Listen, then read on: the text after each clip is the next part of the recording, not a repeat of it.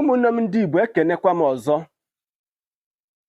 Anyị abatago na agba nke abụọ maka ozi nke nzi na agba nke izizi n'ife gbasatara ife nwanne anyị nwoke bụ Maazi Ọnụegbu Timothy kwuru n'efere mba ụwa. Na agba nke abụọ a, anyị ga m ajụ nwanne anyị nwoke ọtụtụ ajụjụ dị iche iche nke ọ bụ na ọ na-ekwu maọbụ na ọ na-ekrem na ọ bụ onye Igbo na amụrụ ya n'Obi.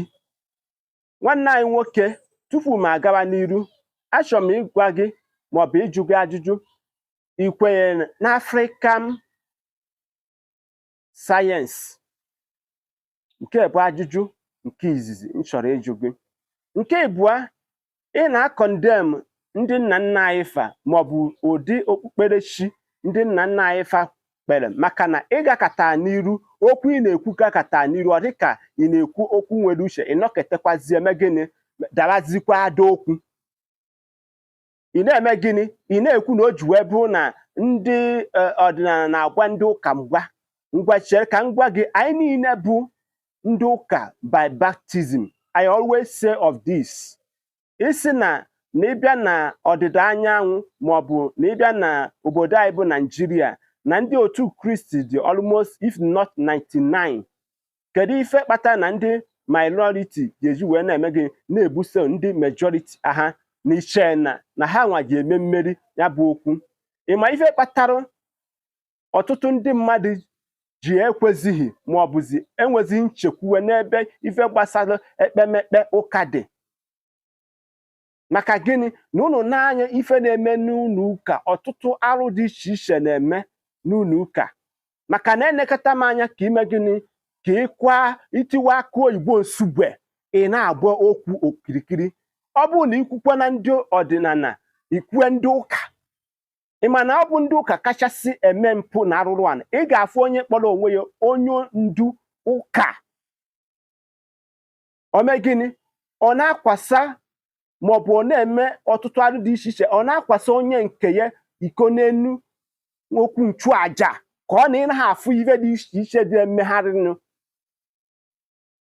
Ọnyanwa oke nke ịbụọ dị n'ime ya. Kedu ihe kpatara na ndị mmadụ ji wee enwezighị ntụkwasị obi na ịbịa n'ụlọ ụka tata anaghịzị ekwu okwu nchegharị, okwu ọpịpịa maka okwu alaeze? Ife a nazi ekwuzi bụ okwu akụ na ụba, ịga n'iru, prosperity, progress. A na-emezi majik dị iche iche nke a na-afụ anya fụ na ihe bụ kolokolo majik. Ugboro one ma one ka ndị ụka bilite eme gịnị, kwuo okwu against it. Onye kpatara na ọtụtụ imerime ihe ndị ọzọ m agaghị ịkpawa afa. Nye kpatara ọtụtụ ndị mmadụ wee necha anya fụ na fe enwezi ntụkwasị obi ebe ụka dị. Ọ bụ Christianity ewetara anyị oge nna nna anyị fa mere ya sef, ka anyị nwa bụ ndị nọ n'ugbu a na-eme gịnị, na praktisizi. Nyewe na-ajụ kedu ebe mmiri si wee buo obu ụkpọkụ n'ife kpasara ekpemekpe nke onye nwe anyị. Ọtụtụ ndị kpọrọ onwefe isi ndị ụka ji the problem enwere n'obodo anyị wee na-eri ndị mmadụ ọjọbọ. Ọtụtụ ndị mmadụ ji maka na ụfọdụ adịghị wee articulated were eme gịnị, enrich their pocket. Ọ bụghị onye kwue pantị ya efue. Onye kpatara Matthias Ezak ị na-agba mgba ji wee nekọta anya. Matthias Ezak was a Christian like you, like me. Ọ nekọtara anya ọtụtụ ife na-eme n'ụlọ ụka. Ọtụtụ ndị mmadụ, ịya afụ mmadụ ọ naghị ahụ, instead of ịtụrụ ya ego ka ọ gaa mee gịnị, ka ọ gaa n'ụlọ ọgwụ. Maka na ife ji wee mepụta ụlọ ọgwụ bụ ka eme gịnị, ụlọ ọgwụ ị na-ekwu bụ ka eme gịnị, ka eje nara ọgwụgwọ nsọ ebe ahụ. Tata mmadụ yawazie ahụ a na-ekpeziri ya ekpere. Ndị ọcha wetara anyị ụka ọ ka ha si were eme na befe. Nke a bụ ajụjụ m chọrọ ka ime gịnị, ka ị saa m ya.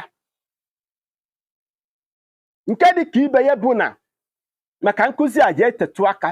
Nke dị ka ibe ya bụ na ị ga-efeta si na ọ bụrụ na ndị nna nna anyị fa nke ọ bụ na ha rụrụ elempre weta ụlọ ahụike, ndị ọcha mee anyị nke, ndị ọcha mee anyị nke, gị onwe gị kee nke imepụtarụ.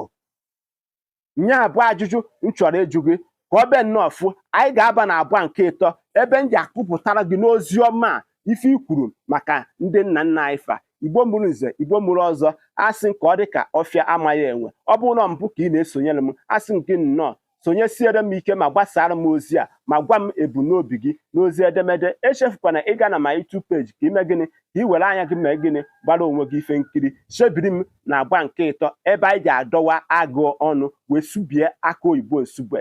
Ụmụnne m, ndewonu.